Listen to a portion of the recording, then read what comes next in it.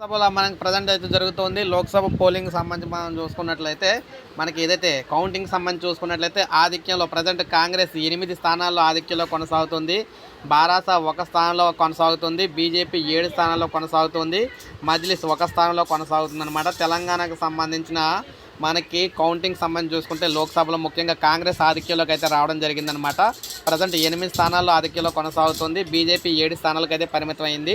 బారాస 1 స్థానంలో ఉంది. అదేవిధంగా మజ్లిస్ 1 స్థానంలో అయితే కొనసాగుతూ ఉందన్నమాట. ఇక దేశంలో మనం చూసుకున్నట్లయితే 543 స్థానాలకు గాను ఇప్పటి వరకు 540 స్థానాలు అయితే మనకి ఆధిక్యంలో కొనసాగుతున్నాయి. ఇందులో బీజేపీ కూటమి 292 స్థానాల్లో ఆధిక్యంలో కొనసాగుతుంటే కాంగ్రెస్ 193 స్థానాల్లో ఆధిక్యంలో కొనసాగుతుంది.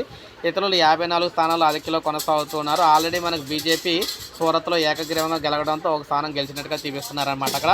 సో ఏది ఏమైనా కేంద్రంలో మోడీ దూసుకెళ్తుంది, రాష్ట్రంలో కాంగ్రెస్ అయితే ఆధిక్యంలోకి అయితే రావడం జరిగిందనమాట తెలంగాణలోని.